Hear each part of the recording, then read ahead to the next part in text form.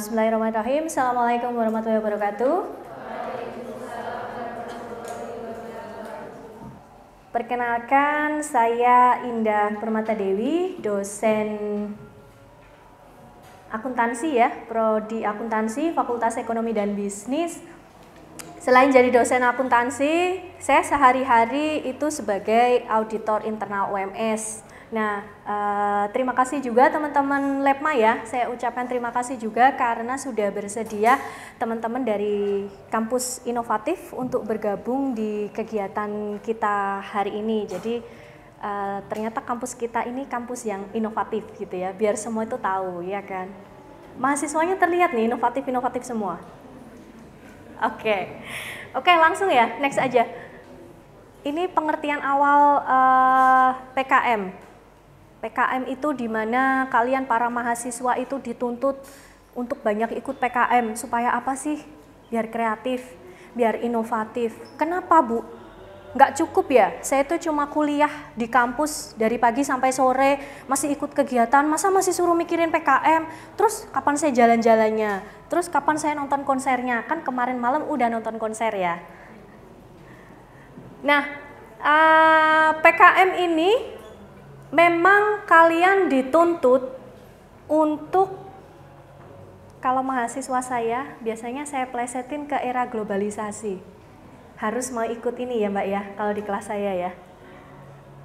Harus ikut ini, tujuannya supaya apa? Supaya kita itu terlatih bagaimana mengembangkan kreativitas, kemudian inovasi, kemudian terkait dengan minat riset kita.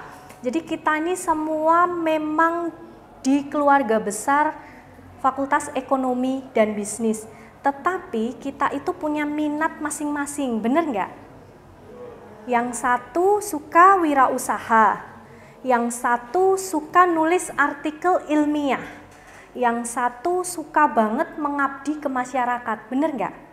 Bener, itu pasti ada perbedaan itu ya antar kita. Nah, itu bisa kita implementasikan di PKM ini dari jenis-jenis PKM. Nah, kemudian kalau mau ikut PKM, anggotanya berapa orang gitu? Setiap kelompok itu 3-5 orang. Bu, nggak bisa sendirian. Saya ini sangat mampu untuk melakukan sendiri. Nggak bisa. Kenapa? Karena setiap bidangnya itu membutuhkan kerjasama apapun jenis PKM-nya. Jadi kalian harus nyari teman-teman yang satu ini ya sama kalian ya, satu jiwa sama kalian. Kalau sama-sama suka terkait dengan usaha ya berarti nyari teman-teman yang satu pemikiran dengan kalian.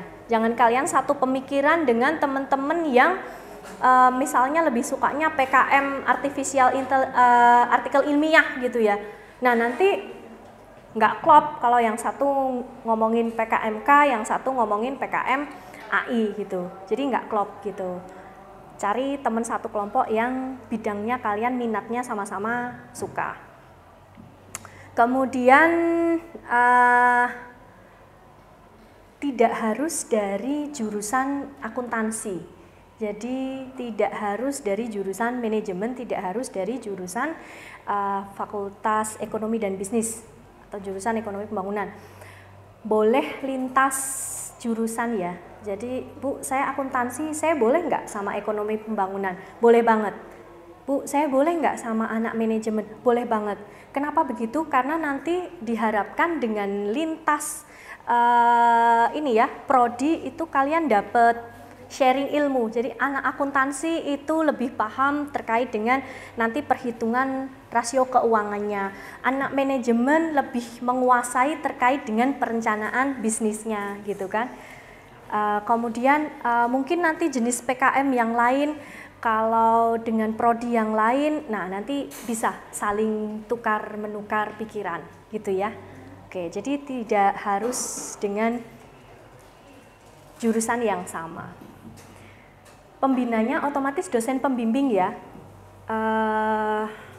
Di semester ini saya 2 atau 3 ya, lupa, untuk jadi dosen pembimbing PKM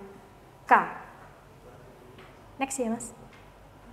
Nah ini jenis-jenis PKM tadi ya, ada banyak banget. Silakan dipilih sesuai dengan minat masing-masing. Di situ kalau kalian lihat yang PKM AI itu kenapa dia langsung ke proceeding journal, karena dia artikel ilmiah. Jadi yang namanya artikel ilmiah ketika sudah selesai nulis ya langsung dipublikasikan gitu. Tidak perlu ikut PIMNAS, karena kalau PKM itu muara akhirnya itu ada di PIMNAS itu ya. Oke. Semangat untuk kalian yang lagi ngambil PKM ya. Bu, caranya bisa lolos PIMNAS gimana gitu kan. Tahapannya otomatis kalian harus persiapan dulu ya. Tidak mungkin langsung lolos bikin PKM ujuk-ujuk terus tiba-tiba langsung lolos PIMNAS gitu. Enggak, nanti cara upload dan lain sebagainya nanti materi saya bisa di-share ya Mbak. Bisa lihat di SIM PKM UMS ACID nanti caranya. Kemudian ketika persiapan itu tadi ya yang sudah saya sampaikan di awal, bicaralah dengan teman kalian yang satu feel. Kita mau ngambil PKM apa? Tadi PKM-nya ada banyak jenis ya. Kemudian pilih salah satu, seriusin di situ, konsultasikan dengan dosen pembimbing. Apa yang perlu diperbaiki dan lain sebagainya. Terlepas nggak usah kita mikir nanti dewan jurinya kan itu tergantung kesukaan dewan juri gitu, subjektif dewan juri gitu kan. Padahal saya tuh udah bikin PKM saya tuh bagus banget loh Bu proposalnya, tapi kenapa nggak lolos ya? Tapi kenapa teman saya yang so-so aja tapi justru lolos ya gitu. Nah berarti kita harus gali lagi. PKM kita gimana caranya itu bisa berkesan di semua dewan juri atau selektor dari PKM, karena PKM pertama itu nanti saringannya sebelum masuk PIMNAS di tingkat universitas dulu.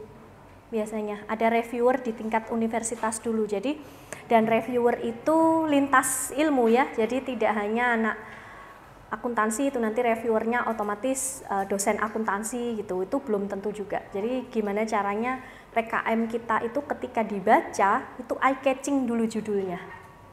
Itu di bab kemarin berarti ya Mbak, pertemuan ketika online ya. Terus next Mas. Next lagi. Nah, ini ya nanti ngunggahnya itu di sini.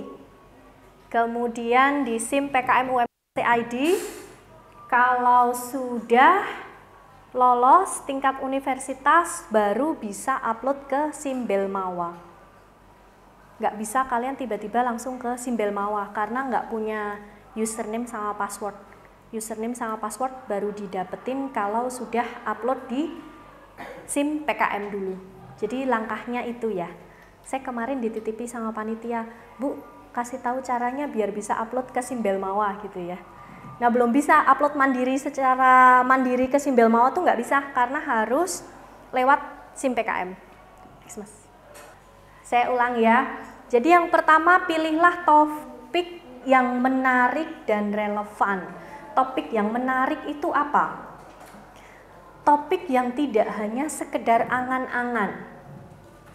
Contoh, membuat PKM, membuat robot pembuat makanan atau nasi Padang. Itu dari judulnya aja reviewer ketika baca kira-kira ini bisa nggak ya dibikin gitu kan.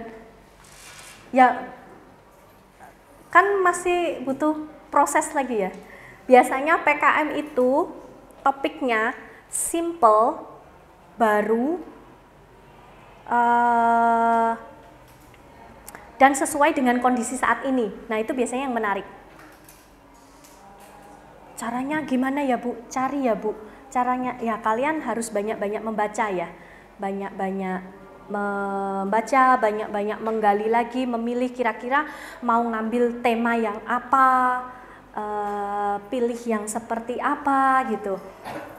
Kemarin ya ada teman kita itu yang lolos di KBMK.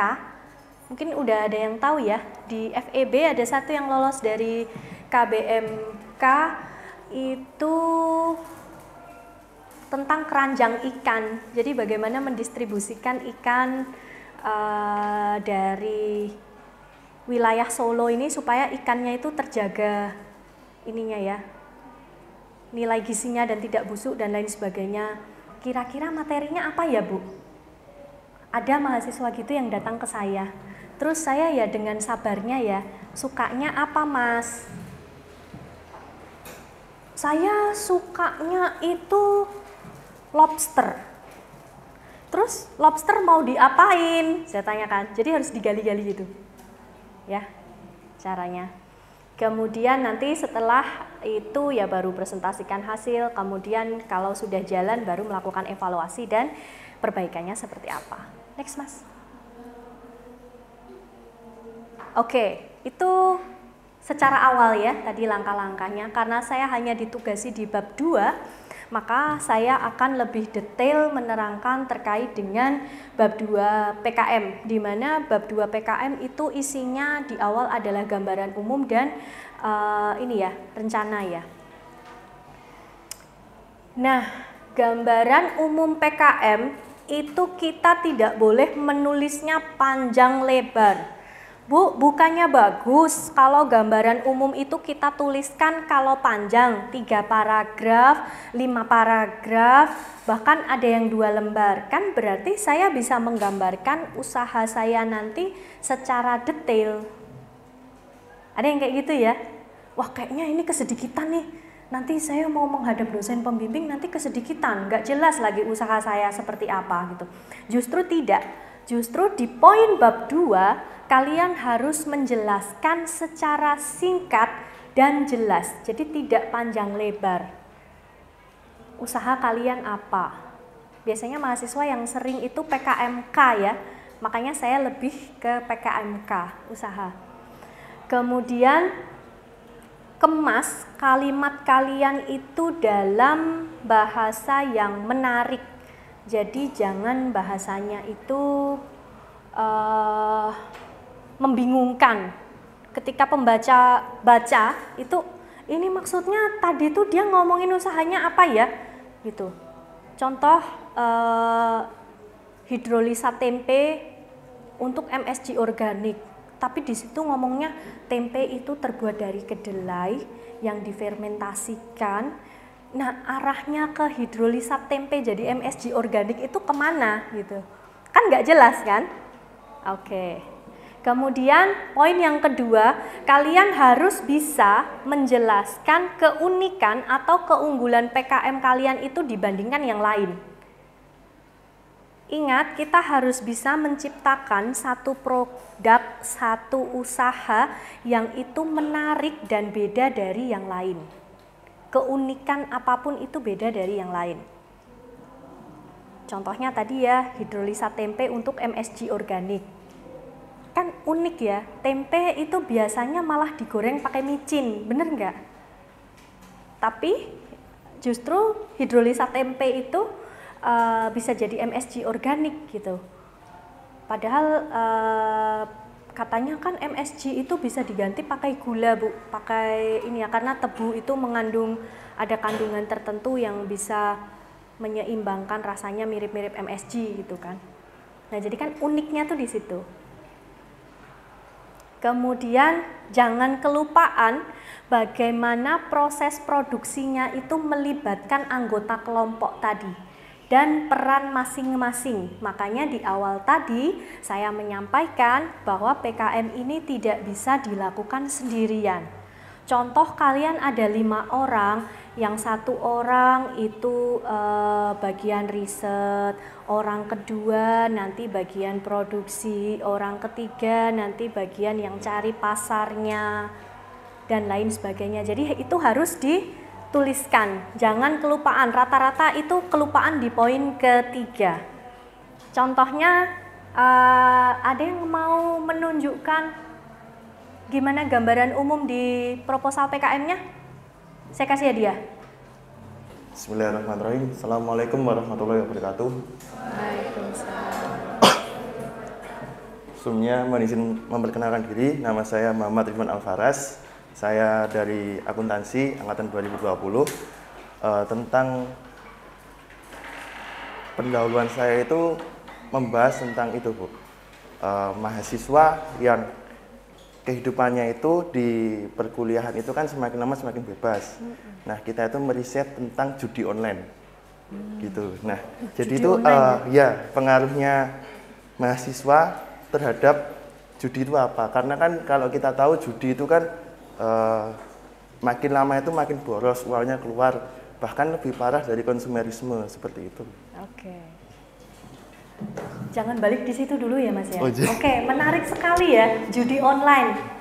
Berarti ketika melakukan riset judi online, ikut judi dulu Mas? Oh, sudah ada objeknya Ibu. Ya. Jadi kalau dari kelompok kami itu sudah menyiapkan orangnya. Sudah menyiapkan sudah ada orangnya. Jadi gitu. Kan tadi 5 kelompok nih. Ya. Kelompok yang anggota pertama judi, anggota kedua penyokong dananya gitu. Ya. Oh gitu. Oke, jujur ya, bagus banget. Oke, jadi keunikan di PKM-nya gimana? Trik-trik supaya lolos judi online, menang judi online atau? Lebih ke itu Bu, biar nggak rungkat. Biar nggak? Yang satu biar nggak rungkat, terus kan? Rungkat itu apa sih? Rungkat itu habis banyak ya Bu. Oh, rugi banyak, rugi bandar. Okay. Iya. Berarti biar untung gitu, ada trik-triknya gitu ya? Sebenarnya kita tuh lebih ke gimana sih kok? Kenapa mahasiswa itu tertarik ke sana gitu, Bu? Itu satu. Terus apa daya tariknya itu apa? Terus dampak negatifnya itu juga apa seperti itu. Oke, berarti PKM yang diambil PKM apa Mas? Riset. Riset ya? Iya. Oke, bagus banget. Oke, sip. Makasih ya Mas ya.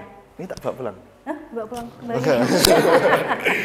Mau ikut konten terus ternyata. Oke, terima kasih ya Mas Irfan. Irfan, oke. Ikhwan. Itwan. Oke. Ridwan, oke. Oke, ada lagi? Yang lain?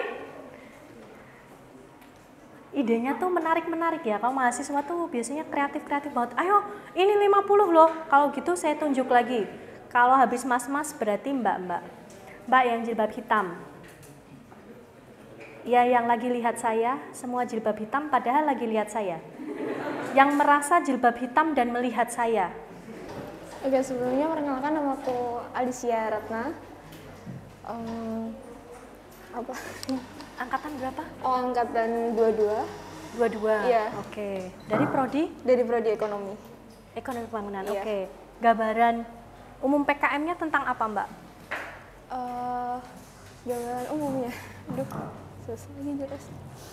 Kita ambil itu PKM kewirausahaan. Dari studi kasusnya kayak kan ya, banyak teman-temannya.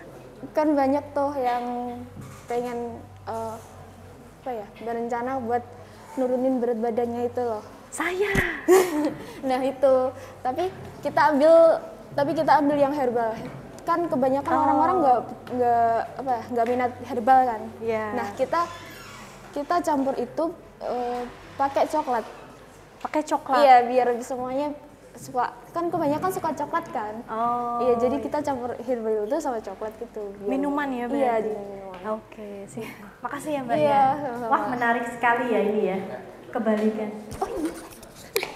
Biasanya coklat itu bikin gemuk, tapi ini justru coklat bikin kurus ya, Mbak ya. Iya, oke. Idenya menarik-menarik ya. Kira-kira nih dari kita ambil sampel 2 teman kita tadi sudah menggambarkan secara umum atau belum kalau ditulis dalam kalimat? Sudah? Yakin? Yang judi udah. Nanti dapat hadiah dari saya ya. Hadiahnya snack, berarti dibagi 2. Oke. Gambaran umum, nanti saya kasih contoh nulis kalimat yang baiknya seperti apa ya. Tapi nanti terakhir. Kemudian yang kedua, kita harus menulis bagaimana analisis ekonomi. Analisis ekonominya itu meliputi apa? Yang pertama, prospek pasar, yang kedua target pasar. Prospek pasar dan target pasar itu sering terbalik. Saya kalau baca PKM mahasiswa itu sering terbalik dan sering nyampur dan sering tulisannya sama. Ya prospek itu isinya ya target pasar gitu. Padahal poin di situ adalah 2 poin yang berbeda, terpisah. Bedanya di mana? Prospek pasar itu yang dimaksud adalah siapa yang menjadi sasaran utama dalam bisnis kalian. Itu harus disebutkan secara rinci. Tidak boleh kondisi umum. Harus rinci. Contoh yang judi online. Berarti harus rinci ya, Mas? Oke. Yang Mbak minuman coklat diet. Berarti harus rinci. Harus rincinya gimana? Berarti harus menyebutkan konsumennya itu wanita atau pria usia berapa dengan berat badan di atas berapa. Itu harus rinci. Tidak boleh hanya menuliskan pria atau wanita yang merasa memiliki kelebihan berat badan atau ingin langsing supaya terlihat menarik dengan lawan jenis. Itu kurang rinci, jadi harus benar-benar rinci. Itu yang prospek pasar, catatan penting ya. Kemudian yang kedua, target pasar itu adalah bagaimana kita menjelaskan langkah demi langkah pemasaran produk kita, dimulai dari tahap awal sampai dengan cakupan yang lebih luas.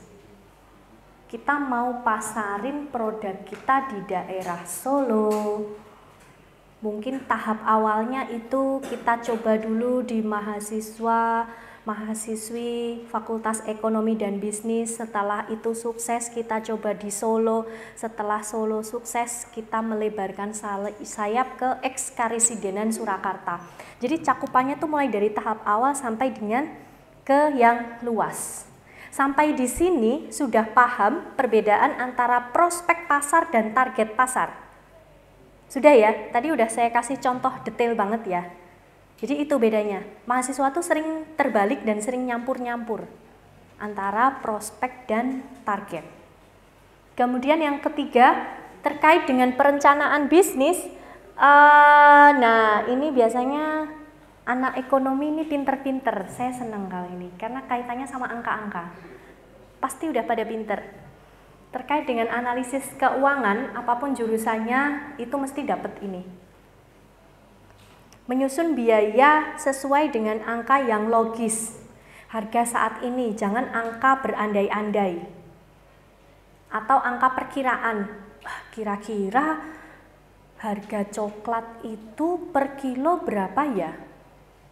Terus ketika searching internet, tanya oke Google, munculnya harga coklat tahun 2019. Kita tulis di harga coklat tahun 2023. Nggak bisa. Jadi kita harus benar-benar pakai harga saat ini meskipun itu harga perkiraan ya, tidak harga yang pasti banget gitu. Contohnya kita pakai telur. Telur kita masih nulis per kilonya 15.000, padahal sekarang telur udah 30 ribuan gitu.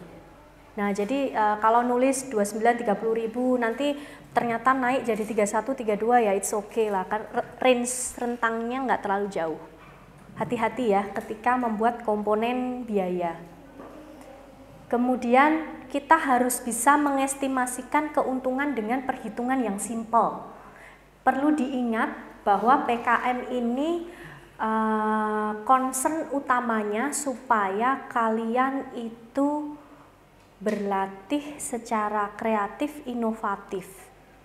Tidak melakukan perhitungan keuntungan secara detail banget. Kalau mau perhitungan keuangan secara detail banget, semester depan ikut kelas saya di analisis laporan keuangan. Saya jamin. Aduh, langsung gitu ya, yang pusing-pusing, yang kira-kira plottingnya nanti dapat saya. Nggak nyampe sedetail itu. Jadi hitungannya tuh simpel-simpel aja. Hitungan yang simpel-simpel itu seperti apa nanti kita bahas di poin berikutnya.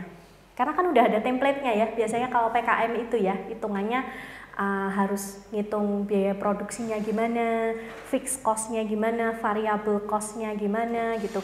Saya yakin yang di ruangan ini pasti sudah tidak bingung kaitannya dengan biaya tetap dan biaya variabel. Karena udah semester 6 ya kan. Akuntansi biaya dapatnya kan di semester 3. Next ya Mas. Nah, ini adalah contoh PKM yang lolos ke PIMNAS, di mana tadi ya saya sampaikan di awal didanai penuh dan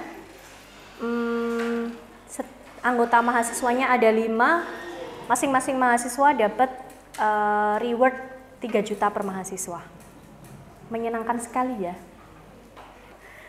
Contoh gambaran usaha ya. Kalimatnya coba diperhatikan, hanya 1 paragraf. Tidak 10 paragraf, bahkan tidak berlembar-lembar. Cukup tadi ya, jelas, singkat, pakai bahasa yang menarik. Kalian harus bisa mengungkapkan keunikan produk kalian dan masing-masing anggota kalian itu terlibatnya di mana. Cukup dalam 1 paragraf. Kalimat pertama, kami menciptakan sebuah inovasi penyedap rasa alami yang berbentuk cair sebagai alternatif penyedap rasa berbahan kimia yang terbuat dari tempe dan nanas. 1 kalimat orang baca udah ngerti ya? Ya enggak? Kebanyakan itu menulisnya tempe adalah makanan bergizi yang terbuat dari kedelai difermentasi bla bla bla bla. Nanas adalah salah satu buah yang banyak mengandung vitamin bla bla bla bla. Itu tidak perlu dituliskan. Karena concern kita adalah judulnya hidrolisat tempe dan bromelin ekstra nanas sebagai inovasi MSG organik. 1 kalimat pertama sudah menjelaskan arah bisnis kita. Oh, berarti kita mau membuat penyedap rasa alami yang organik yang terbuat dari tempe dan nanas. Jelas hanya dengan 1 kalimat. Oke ya, kita masuk kalimat kedua. Nah, biasanya penyedap rasa yang ada di pasaran itu terbuat dari bahan kimia. Bentuknya serbuk, bukan cair. Ya enggak? Tuh, terus kandungan kimianya itu bisa berdampak buruk bagi kesehatan kalau terlalu banyak ya.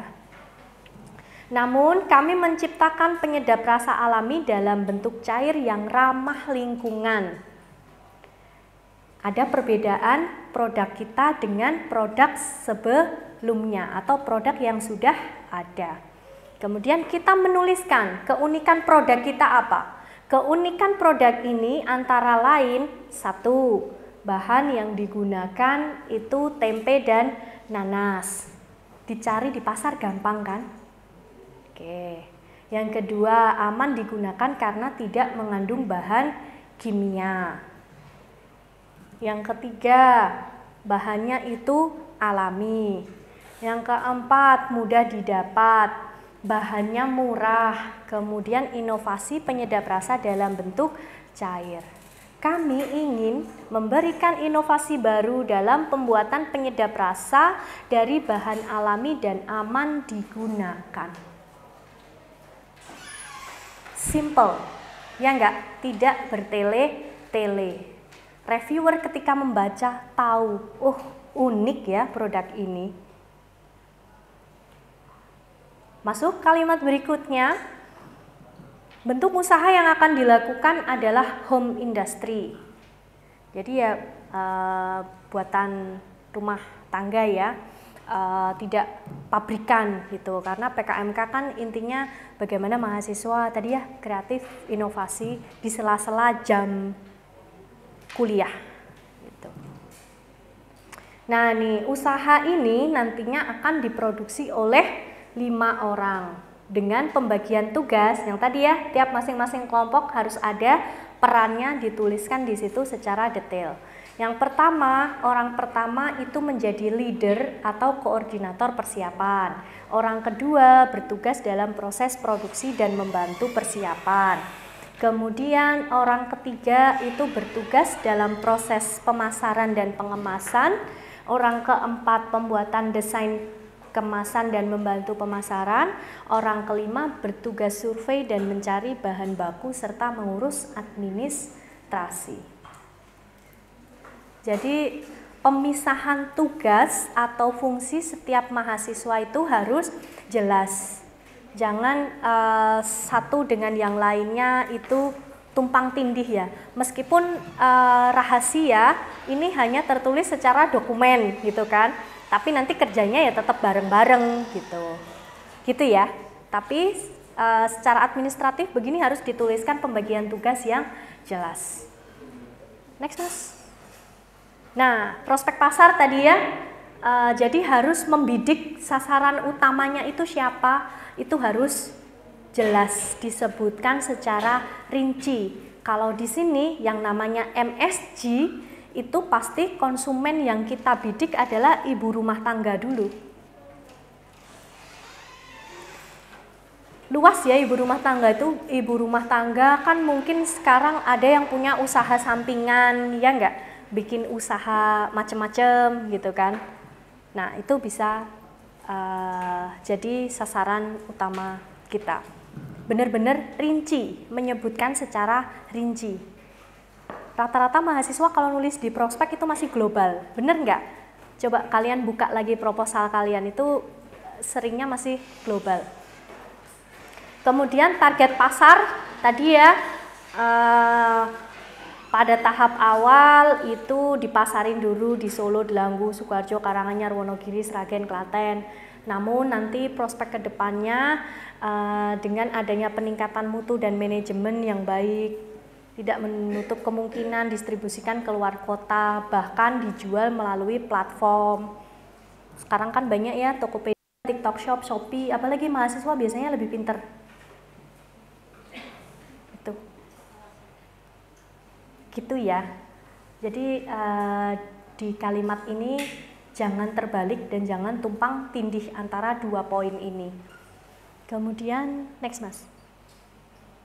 Nah, perencanaan bisnis ini hitung-hitungan ya. Yang tadi saya bilang angka di sini tidak boleh angka secara imajinatif atau suka-suka saya. Tidak boleh. Karena reviewer meskipun hanya melihat angka ini, tapi nanti dari angka ini akan kelihatan nanti di akhir melihat BEP-nya berapa, terus kalian nanti jualnya berapa, modalnya berapa, dijual berapa, untungnya berapa, harus menjual berapa produk biar balik modal gitu. Jadi hati-hati di sini. Dipisahkan ya, ini sorry saya harus memisahkan tabelnya jadi jejer gitu ya. Padahal sebenarnya tabelnya di bawahnya. Cuman kan karena PowerPoint nggak cukup ya, jadi saya pisah. Harus dipisah antara fixed cost dan variable cost. Sudah dapat akuntansi biaya semua? Sudah. Ada yang belum? Lupa. Oh belum, kalau belum berarti masih semester 1 ya? Oh semester 2 ya, nah, masih semester baru. Nanti semester depan belajar akuntansi biaya itu kenal namanya fixed cost dan variable cost.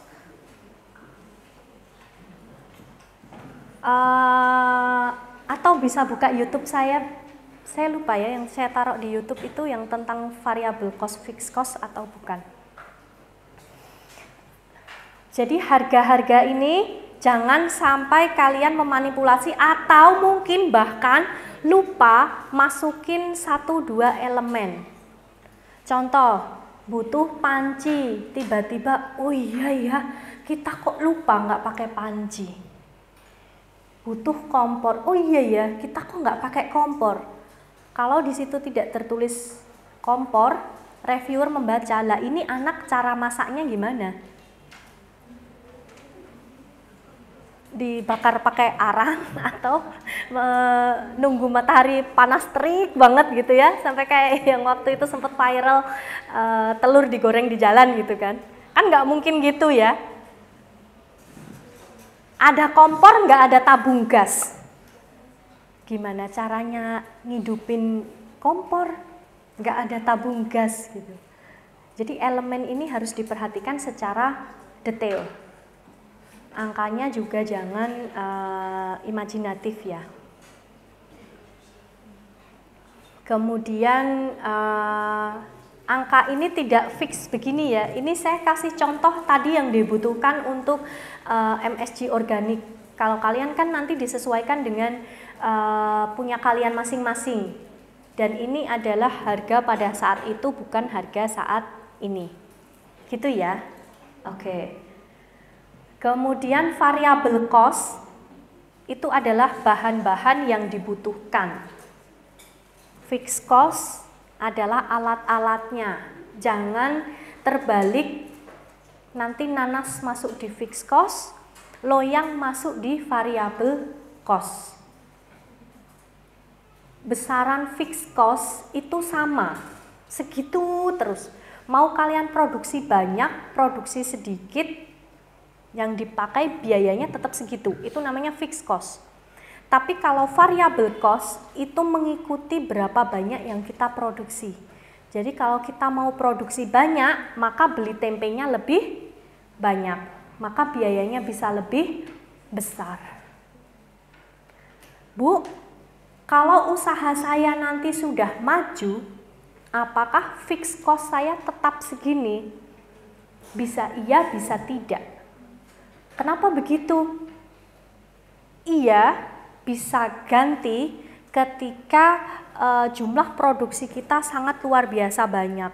Kita nggak bisa lagi pakai kompor cuma satu, otomatis beli kompor lagi gitu kan. Loyang kita nggak bisa cuma pakai 3, otomatis beli loyang lagi. Beli kompor otomatis beli tabung gas lagi. Tapi hitungan itu adalah nanti. Hitungan sekarang adalah kita butuh modalnya itu berapa untuk memproduksi itu. Jadi jangan too much ya, ketika membuat anggaran ini juga jangan terlalu sedikit. Nanti kalau terlalu sedikit, tiba-tiba wah iya yang ini lupa, kadang-kadang kan gitu. Gitu ya, perbedaan antara fixed cost dan variable cost. Fixed cost adalah alat-alat yang dibutuhkan dan itu tetap besarannya sekian, berapapun yang diproduksi nanti. Kalau variable cost itu mengikuti berapa yang kita produksi. Di awal kita mau produksi 22 kilo tempe dulu. Ya udah kita hitung 22 kilo tempe. Gitu ya. Oke. Kita jumlahkan, maka ketemulah total fixed cost dan total variable cost. Kemudian di kolom bawahnya itu adalah pendapatan. Pendapatan 1000 itu adalah jumlah MSG yang kita jual, 8.000 itu adalah harga jualnya. Maka kalau kita jual 1000, jadi dari bahan-bahan itu tadi, fixed cost maupun variable cost itu tadi, kita bisa memproduksi sebanyak 1000. Di awal kita mau memproduksi 1000, kita jualnya per produknya itu 8.000. Nah nanti kalian menyesuaikan dengan produk kalian masing-masing, mau dijual berapa, di awal mau dijual berapa pieces, itu sesuai dengan kapasitas produksi kalian ketika membuat bahan-bahan. Makanya itu di awal kan perlu riset tadi ya, perlu coba-coba dulu gitu. Kemudian dapatlah 8 juta, banyak ya, modalnya 5.100.000 itu kalau dijumlahkan. Maka untungnya adalah keuntungan per bulan 2.900.000. Kalau dikalikan 1 tahun 34.800.000. Terus kira-kira yang akuntansinya pinter banget pasti bertanya, Bu, biaya tenaga kerja kenapa tidak masuk di situ? Bener nggak? Kan kita kerja, Bu. Loh, ini esensinya adalah kalian itu belajar. Kalian adalah belajar, kalian adalah pelajar mahasiswa yang mau mencoba membuat bisnis itu, kalian butuh modal. Bener nggak? Bener kan? Nah, maka tidak ada biaya tenaga kerja.